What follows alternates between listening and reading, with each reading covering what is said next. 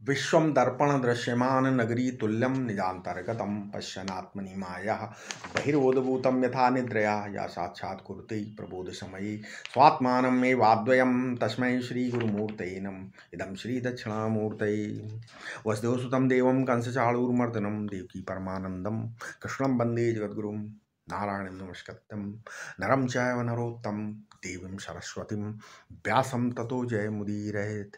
ओम। इस वीडियो में पिछले हमने बताए थे कौन से 2 श्लोक थे ना।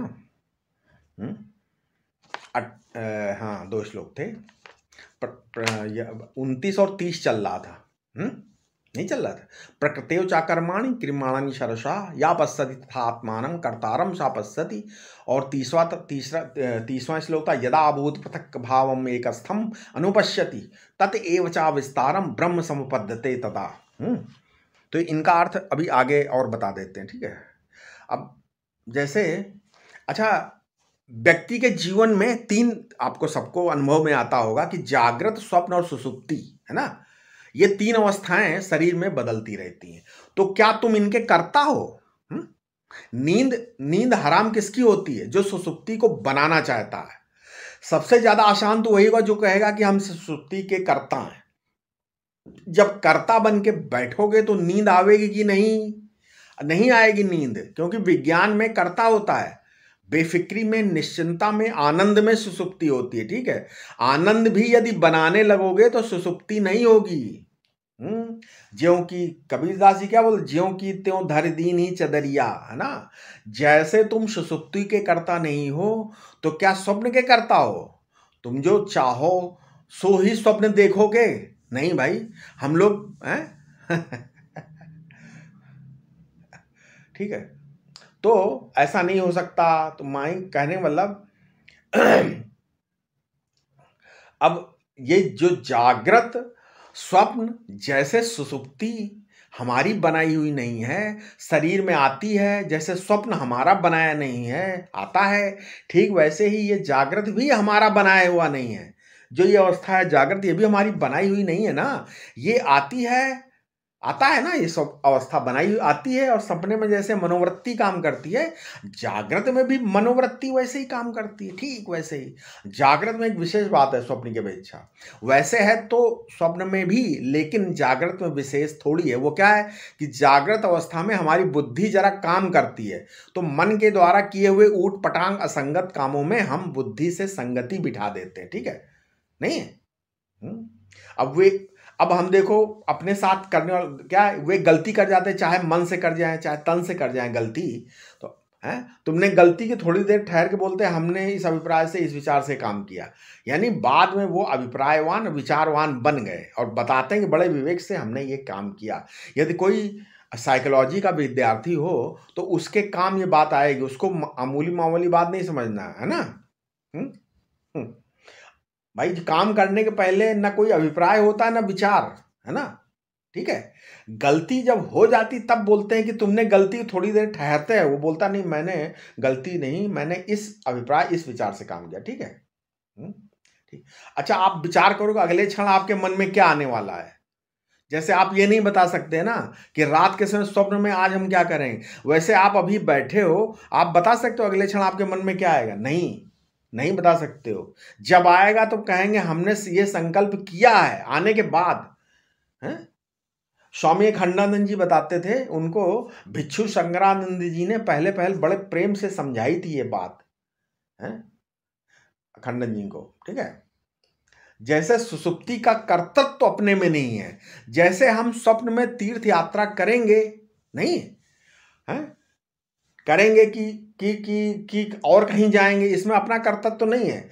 जागने के बाद सोचेंगे हाँ उस दिन जागृत में हमने तीर्थ यात्रा की बात की थी, इसलिए स्वप्न में तीर्थ यात्रा दिखी है।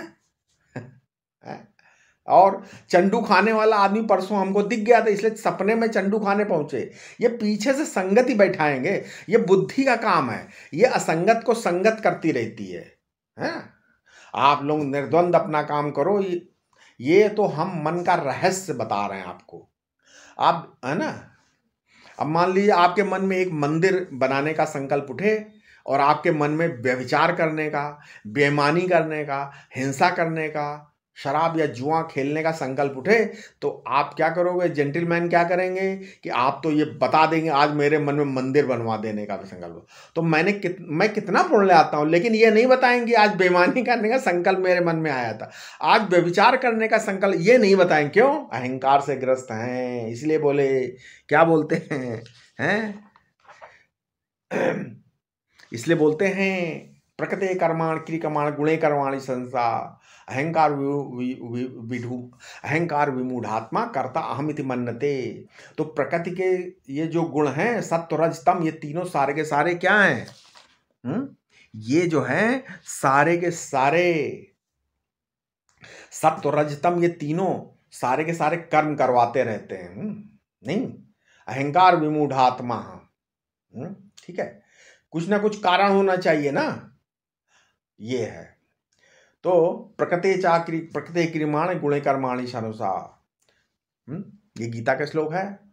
प्रकृतेव, अच्छा वहां गुण है और यहां प्रकृतेव है। प्रकृतेव, दोनों का फर्क समझो, असल बात यही है। श्लोक में आगे आपको लगे न लगे इसकी जिम्मेदारी ये है। प्रकृतेव चा कर्माणि क्रियमाणि शरुषा, प्रकृतेव चा कर्माणि क्रियमाणि शरुषा। ब्रह्मा सृष्टि नहीं बनाता, ब्रह्मा के शरीर से, शरीर की ये प्रकृति ही है जिसकी उपाधि से जिस कार्य भाग में ब्रह्मा जी का शरीर बनता है उसकी प्रकृति है कर्म करना। विष्णु जी के शरीर की प्रकृति है पालन करना, रुद्र के शरीर की प्रकृति है संहार करना, और हिरण्यगर्भ के शरीर की प्रकृति सब चीजों को, सब बीजों को अंकुरित करके रखना। तो ईश्वर के शरीर की प्रकृति है सब बीजों को धारण करना, और वही ईश्वर की बीजात्मक मायात्मक प्रकृति कहलाती। प्रकृति उसे क्यों कहते हैं? प्रकृति इसलिए कहते हैं कि अनंत अनंत शक्तियों की उद्गम शक्ति है यह वही माया, क्योंकि एक होकर भी सबका एक ही बीज है, अनंत अनंत कार्यों के उत्पादन की शक्ति अपने में रखती है। ठीक है, ये है, वही है जादूगर का बीज, वही है ईश्वर का जादू, उसी को प्रकृति बोलते हैं, उसी को माया, उसी को अविद्या बोलते हैं, उसी को प्रधान बोलते हैं। तो ये प्रक्रिया विचार है ना। ईश्वर के कर्म से लेकर के एक कीड़े के कर्म तक जितने भी कर्म हैं उसमें किसी में चेतन आत्मा करता नहीं, ये समझो। प्रकृते है क्रियमाणानि गुणे हैं, तो गुण में गुणाभिव्यक्ति होने पर सत्व रज तम में वैषम्य होने पर जो क्रिया प्रक्रिया विक्रिया है विद्यमान है उसमें अहंकार करना ये अज्ञानी का काम है। और ईश्वर की बीजात्मक प्रकृति माया प्रकृति से लेकर मायाम तुम प्रकृति विद्यात्माइनम तु महेश्वरम, श्वेताश्वतर उपनिषद बोल रहा है, से लेकर एक कीड़े से शरीर से जितना कर्म हो रहा है वो प्रकृतेव चा कर्माणि क्रियमाणानि शरुषा में किंचित मात्र भी चैतन्य का योग नहीं है। जो साक्षी और ईश्वर साक्षी में एकता है उस एक के साथ कर्ता कर्म का कोई संबंध नहीं। कर्म हो रहे हैं, ठीक है, हो रहे हैं, मिथ्या अभिमान है, मैं करता हूं, अहम करोमिति ब्रथा अभिमान, यह अभिमान बिल्कुल बेकार है, ब्रथा है। श्रुति में आया है क्या? उपाधिना क्रियते भेद रूपो देवः यथैव ज्योतिरात्मा विवस्वान आपो भिन्ना बहुधा अन्वगच्छत। वेद का मंत्र कहता कि जैसे मैंने भिन्न भिन्न घड़े में रखे हुए पानी में सूर्य के भिन्न भिन्न प्रतिबिंब पड़ते हैं, वैसे ही आत्मा की उपाधि द्वारा अनेक रूप भासता है, वस्तुता नहीं। जैसे पानी के हिलने से सूर्य हिलता नहीं, पानी के चलने से वो चलता नहीं, पानी के छोटा बड़ा होने से प्रतिबिंब बड़ा छोटा नहीं होता, परंतु ऐसे ही आत्मदेव हैं, तत्तद उपाधि से तत्तद भासते हुए भी तत्तद नहीं होते। ठीक है, नहीं यानी अच्छा, गीता का एक दूसरा अभिप्राय देखो, आत्मा अकर्ता है, ये गीता का मूल सिद्धांत है। आत्मा अकर्ता, क्या नैव किंचित करोमिति युक्तो मन्येत तत्व तो बोला, फिर एक जगह बोला इंद्रियाणि इंद्रियार्थेषु वर्तन्त इत धारयन्, बोला कि नहीं बोला है? मतलब इंद्रियों के विषयों में बरत रही हैं, शरीर से श्रवण आदि जो भी कर्म है वो हो रहे हैं, वो आत्मा, इसीलिए बोलते आत्मा। 5वें अध्याय में बोला नव द्वारे पूरे देही नैव कुर्वन कार्यन, कुर्वन भी नहीं कार्यन भी नहीं। कुर्वन को उलट दो तो वर्क बनता है ना, वर्किंग, कुर्वन वर्किंग बोलते हैं ना। इस आत्मा का कोई कर्म नहीं है, बिल्कुल असंग साक्षी। तो गीता में एक जगह देखो कैसे समझाया, शरीर से जो भी अच्छे बुरे कर्म होते हैं उसमें आत्मा हेतु नहीं है। 18वें अध्याय में 14 दिया हुआ है, अधिष्ठानम तथा कर्ता करणम चा पृथक विदम विविधाश्च पृथक चेष्टा दैवम च वात्र पंचमम शरीर वांग मनोव्यक्त कर्म प्रारभते नरः न्यायम वा विपरीतम वा पंचायते तस्य हेतवः। ठीक है, दिया कि नहीं दिया? तत्रैव सति कर्तारम आत्मानम केवलम युक्तु है। मतलब क्या है, एक तो दुर्मति कहता है, वैसे तो किसी को नासमझ कहना है, दुर्मति माने नासमझ नहीं। यदि किसी को अमति कहें फिर मंदमति कहें, बेवकूफ कहना गाली नहीं, तो केवल यही कहा, परंतु दुर्मति कहना बहुत गलत, बहुत ही एकदम दुर्मति है बिल्कुल है। अकृत बुद्धित्वात् है ना, ये है, इसलिए भगवान ने दुर्मति बोला है। अच्छा क्या है, एक अब इसमें तो अब होता ना बहुत सारी, अब एक होता है धर्म पत्नी और एक होता है भोग पत्नी। ठीक है, हैं? आज जैसे मान लो कोई व्यक्ति, बहुत लोग बोलते हैं ना, आज हमारी धर्म पत्नी ने ये कह दिया, तो ये धर्म का व्यावर्तक कुछ होना चाहिए ना। किसका व्यावर्तक है? धर्म माने उसकी दो पत्नी है, एक भोग पत्नी और एक धर्म पत्नी, होगी कि नहीं होगी? अरे पत्नी तो पत्नी होती, धर्म पत्नी को ही पत्नी बोलते हैं। संस्कृत भाषा में पत्नी माने धर्म पत्नी है। पत्यो नो यज्ञ संयोग्यो, पत्यो नो यज्ञ संयोगे, मतलब जो यज्ञ करने में साथ में बैठे उसको पत्नी बोलते हैं। सो तो धर्म पत्नी हुई, पति शब्द से ना प्रत्यय होता है, तब पत्ना मतलब पत्ना बनता, तो पत्नी ही तब है जब यज्ञ में संयोग हुए। तो अब हमारी बुद्धि अब ये बुद्धि तुम्हारी क्या है, हैं? अकृत बुद्धि माने तुमने बुद्धि का संपादन कायदे से नहीं किया। अकृत बुद्धित्वात् है, आपने गुरु और शास्त्र से बुद्धि का संपादन किया ही नहीं। ठीक है, तो दुर्मति और अकृत बुद्धित्वात् ये दो आप गाली के समान हो गई। तीसरी बोली, तीसरा बोला न सपश्यति, तुम अंधे हो। दुर्मति, तीन चीजें बोले, दुर्मति हो, अकृत बुद्धि और अंधे। कौन है? जो आत्मा को कर्ता मानता है, वो तीन चीजें हो गई, दुर्मति है, अकृत बुद्धि और अंधा है। शरीर वांग मनो अभियर्थ, मतलब इसमें केवल शरीर की बात नहीं, शरीर से करते हैं, वाणी से बोलते हैं, मन से सोचते हैं, तीनों में अपने को कर्ता मानना अंधापन है। ठीक है, दुष्ट बुद्धि को वशीभूत करता है। ठीक है, एक दूसरे भगवान इसीलिए बोलते भी है, तमाम कर्म का कर्ता जीवात्मा नहीं स्वभाव है। ठीक है, 18वें अध्याय में तो स्वभावजेन कौन्ते निबद्धा स्वयं कर्मणा, 18वें अध्याय में। तो भगवान कहते हैं क्या, जब अर्जुन ने कहा मैं नहीं लड़ूंगा, है, अरे लड़ना न लड़ना तुम्हारे हाथ में है क्या? नहीं, प्रकृति सत्वाम, तुम्हारी प्रकृति स्वभाव तो तुमको युद्ध में लगा देगा। नहीं, तो एक महात्मा स्वामी अखंडानंद जी बोलते थे, स्वामी अखंडानंद कि एक महात्मा जी थे, पहले गार्ड थे वो रेलवे में, तो साधु हो गए। एक दिन वो ट्रेन पर आए, अब वो गार्ड जो झंडी दिखा रहा था वो नया नया था, उसको ना आए झंडी दिखाना ठीक से, तो झट से उसके हाथ से झंडी खींच ली, बोले ऐसे दिखाओ। तो बोला सन्यासी महात्मा को झंडी दिखाने की क्या जरूरत? बोले स्वभावजेन कौन्ते निबद्धा स्वयं कर्मणा।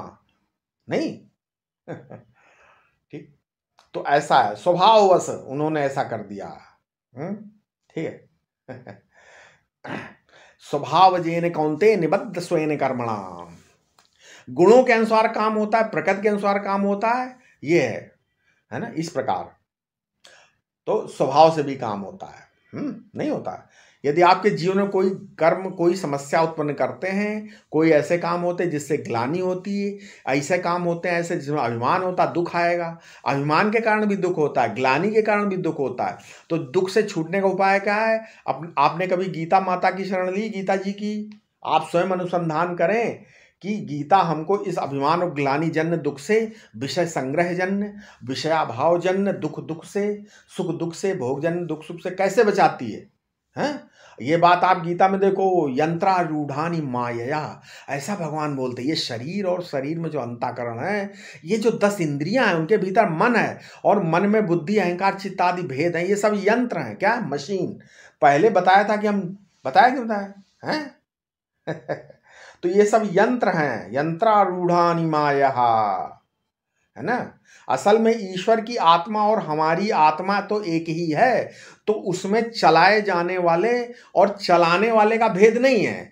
लेकिन जब मशीन पर बैठोगे, मतलब अंतःकरण की मशीन पे, तो यंत्र को चला चला के ईश्वर तुमको अपने अधीन रखेगा और अपने वश में रख के कभी डुबेगा कभी उभारेगा, नहीं उभारेगा। इसलिए यंत्रारूढ़ानि माया स एव साधु कर्म कारयति, स एवा साधु कर्म कारयति, मतलब यह पश्यति, जो देखता है कि प्रकृति ही कर्म करवाती है, तथा आत्मानम अकर्तारम सा पश्यति, और जो अपने आप को देखता है कि हम तो असंग साक्षी अकर्ता हैं, सा पश्यति, वो तो देखता है।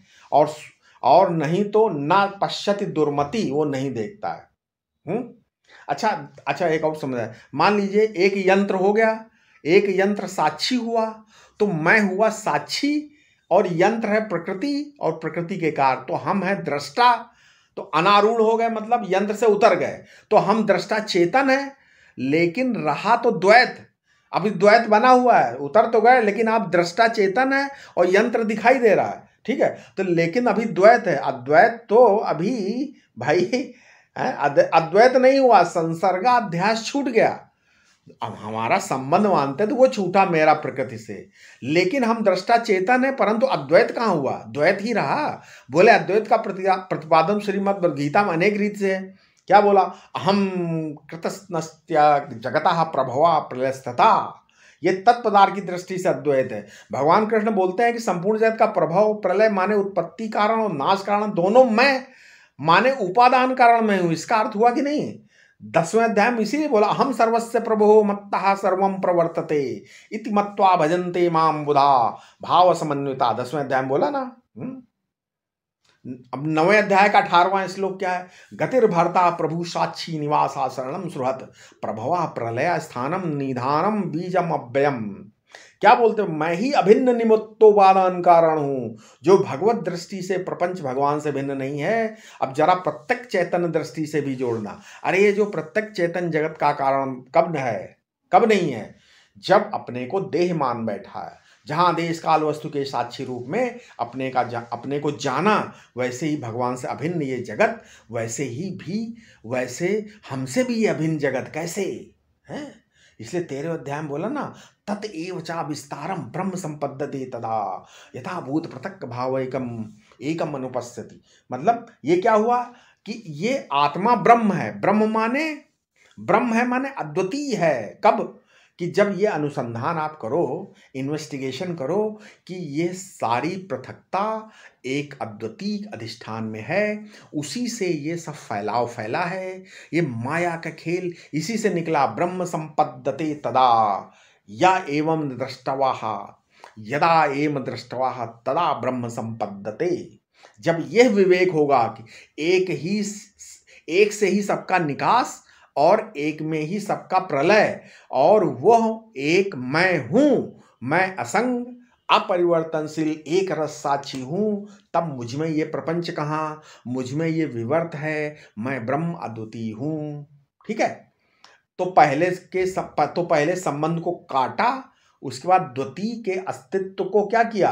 काटने के लिए यथा भूत पृथक भावम ये श्लोक उपस्थित होता है। ठीक है। ये संसर्गाध्यास और अर्थाध्यास दोनों काटने के लिए है। ठीक है। अब एक प्रश्न हो सकता है कि जब आत्मा अकर्ता है और कर्ता तो बहुत सारे हैं, तो अब हम क्या करें? हमारे पुरुषार्थ का क्या होगा?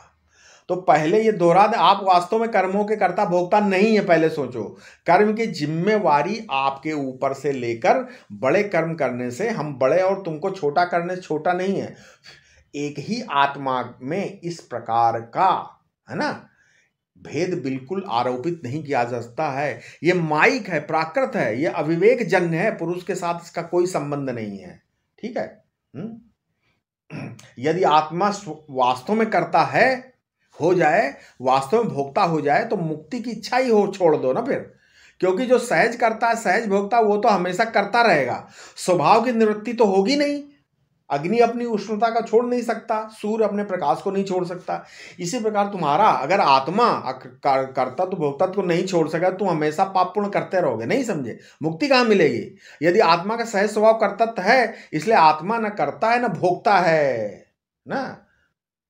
बोलते ना, दुखी यदि भवेद आत्मा का साक्षी दुखिनो भवेद, दुखिना साक्षिता नास्ति साक्षिणो दुखिता तथा नरते स्याद विक्रियाम दुखी साक्षिता का विकारिणः। ठीक है।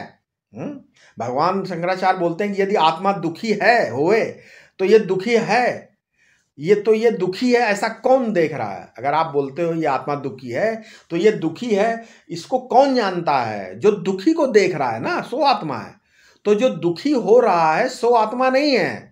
दुखी साक्षी नहीं हो सकता और साक्षी दुखी नहीं हो सकता है। बिना अपने में विकार माने दुखी हो ही नहीं सकता। मैं बुद्धि के सहस्र सहस्र विकारों का साक्षी हूं, इसलिए मैं निर्विकार हूं। क्रिया भी नहीं है और विक्रिया भी नहीं है। तो ऐसे भी मान सकते हैं, प्रकृते बचा कर्माणि क्रियमाणानि शरशः। ठीक है। क्रिया अहंकार पूर्वक करने से होती है और विक्रिया वो है जो बिना अहंकार के होती है। तो सुसुप्ति दशा में पाचन होता है, रोम वृद्धि होती है, होता है कि नहीं, श्वास चलता है। बिना कर्तृत्व के भी, बिना अहंकार के भी ये प्रकृति में विकार होते हैं। तो क्रिया विक्रिया दोनों से विनिर्मुक्त है। अपना साक्षी ससंग स्वरूप है, यही है ब्रह्म। उसमें क्रिया विक्रिया का प्रश्न ही नहीं है। ठीक है। लौकिक भाषा में जो पुरस्कार को ही पुरुषार्थ बोलते हैं। ठीक है। मतलब कर्म करने से अर्थ मिलता है, कर्म करने से भोग मिलता है ना। और स्वरूप ज्ञान से, अविद्या निवृत्ति से मोक्ष होता है। तो पुरस्कार, ठीक है, ये है। भगवान अर्जुन कहते हैं कुरु कुरु, यस्मिन क्षेत्रे कुरु कुरु। क्षेत्र कुरु कुरु, उसी क्षेत्र को बोलते हैं कुरुक्षेत्र। एक तमोगुण पुरुष, वो निद्रा में है ना, निद्रा में है, आलस्य में, प्रमाद में पड़ा रहता है। ये मद प्रमाद उन्माद, ये सब तमोगुण के विलास हैं। शराब पी के जानबूझकर लेटा है तो, अथवा कर्तव्य का स्मरण ही ना हो, तो निद्रा तमोगुण है। आलस्य क्या है, याद तो है हमको करना है, लेकिन आलस आ गया। संस्कृत में जो अलस शब्द है, अलस, उसका भाव आलस्य है। अलस माने न लसती, जिसकी कोई शोभा नहीं होती। शोभा शून्य पुरुष को अलग बोलते हैं, अलस।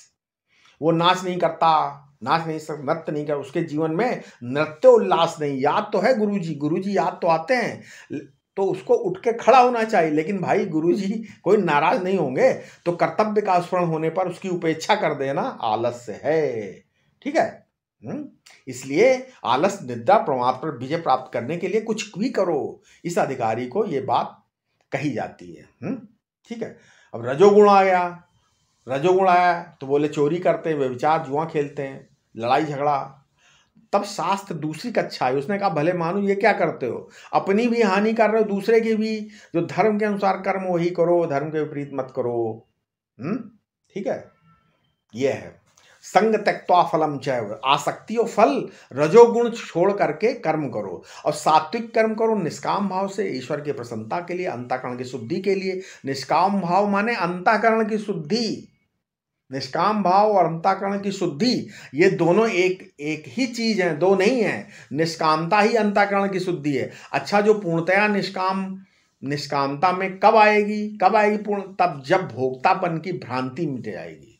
पूर्ण निष्कामता तभी आएगी जब भोक्तापन की भ्रांति मिट जाएगी। ठीक है। और कर्म में नैष्कर्म कब आएगा, कि जब कर्तापन की भ्रांति भाग जाएगी। तो कर्तापन और भोक्तापन की भ्रांति कब जाएगी, जब अपने को परमात्मा जानोगे नहीं। अच्छा, आप सात्विक कर्म करने लगे, महात्मा मिले, सात्विक कर्म करने लगे, ठीक है, तो मान अब तो प्रत्याहार, धारणा, ध्यान करो, इसमें भी कर्तव्य है। समाधि लगाओ, चित्त की निर्कल्प दशा पर्यंत समाधि की गति है ना। अब चित्त को बाहर से भीतर लौटाओगे, अनुलोम परिणाम होता है। तो चित्त का इंद्रियों के द्वारा चित्त का बाहर आना और एक प्रतिलोम परिणाम होता है चित्त का भीतर जाना। तो कहाँ तक जा सकता, बोले निर्विकल्प समाधि है। अब इसी बीच वेदांती मिल गए, उन्होंने निर्विकल्प है, बोले भाई अभ्यास करके तुमने समाधि लगाई वो तो टूट जाएगी है, क्योंकि कर्म का फल है, तो कर्म तो अनंत होता ही, असीम होता ही नहीं कर्म, इसलिए उसका फल भी सीमित हो। समाधि उठने के बाद भाई क्या करोगे, जैसे पहले बेवकूफ थे वैसे बन जाओगे। तो आप देख लो ना, सुसुप्ति से अज्ञान की निवृत्ति होती है क्या? नहीं। सुसुप्ति, अगर आप गाढ़ी नींद के बाद उठते हो तो अज्ञान निवृत्ति थोड़ी है। वही स्त्री, वही पुरुष, वही बेटा, वही मकान, फिर वही मोह है। जो सोना पहले था जगने के बाद भी वही है। तो समाधि में परम पुरुषार्थ की सिद्धि कैसे होगी? समाधि में जब वृत्ति ही नहीं है तो अविद्या को निवृत्त करने वाला ज्ञान समाधि में कैसे होगा? नहीं हो सकता।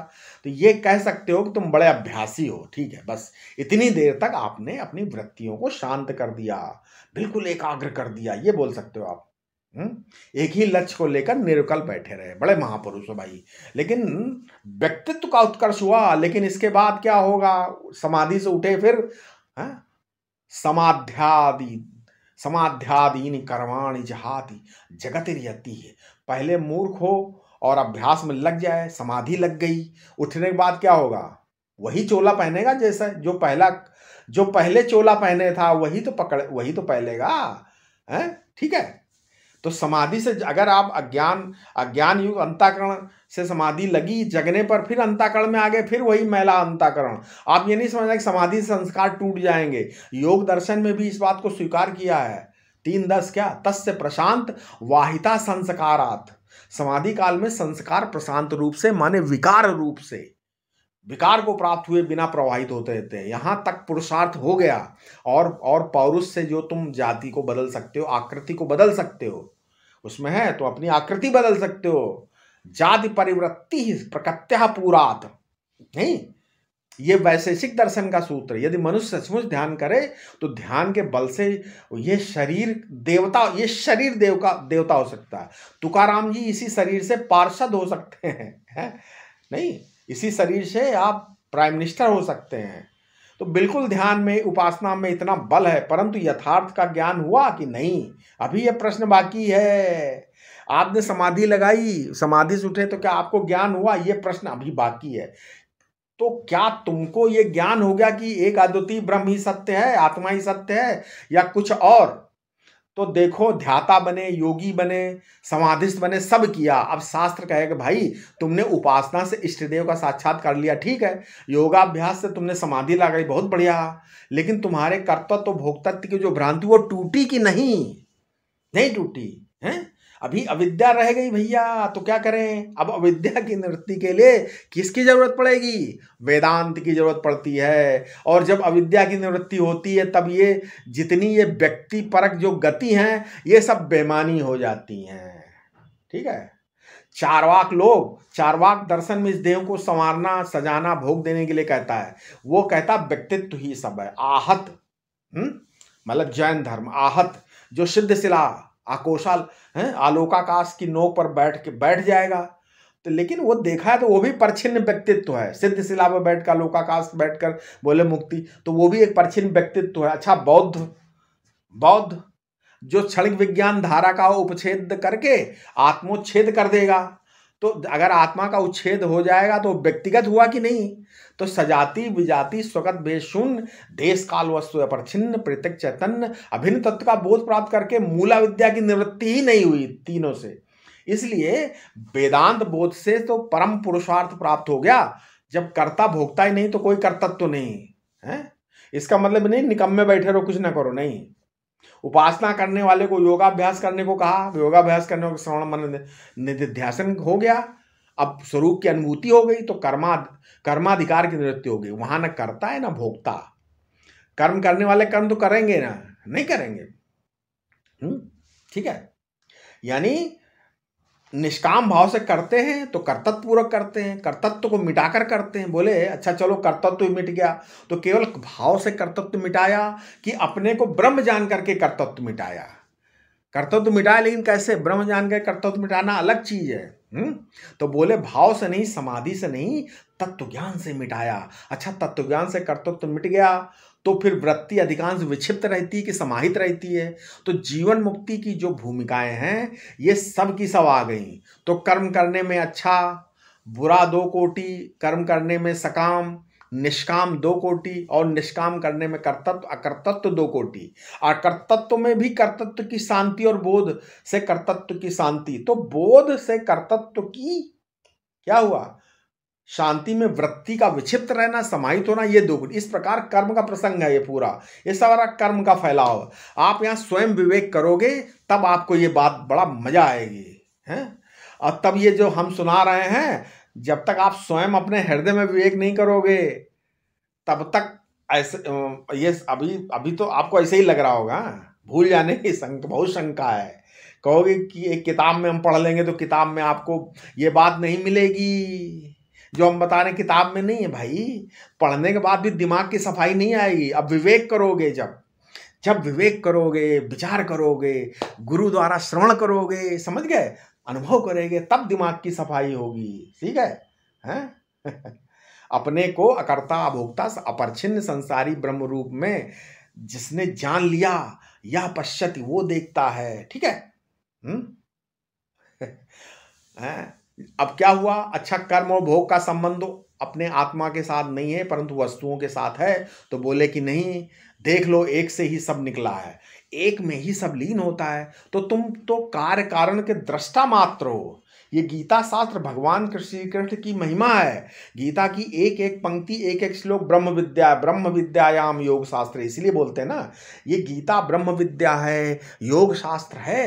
एक तो उपनिषद अपौरुषेय वेद वचन, दूसरे भगवान श्री कृष्ण के मुख से निकला हुआ ये गीत, ये तो मारा द्विगुण्य हो गया है, नहीं हुआ?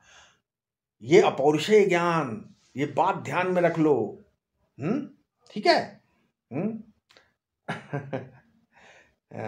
अपौरुषेय ज्ञान कौन होता? जो बाहर से ग्रहण नहीं किया जाता, वो केवल प्रकाशित करता। ग्रहणशील ज्ञान पौरुषेय ज्ञान है, और जो प्रकाशनशील जो ज्ञान है वो अपौरुषेय ज्ञान है।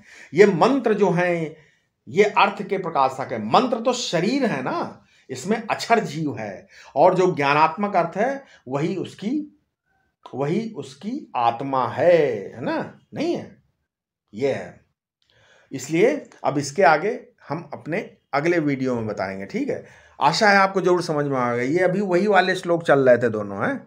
ठीक, अगले श्लोक में हम अपना अगला श्लोक लगेंगे। कृपया इस वीडियो को साझा करें लोगों में। ठीक है, ओम शांति शांति शांति।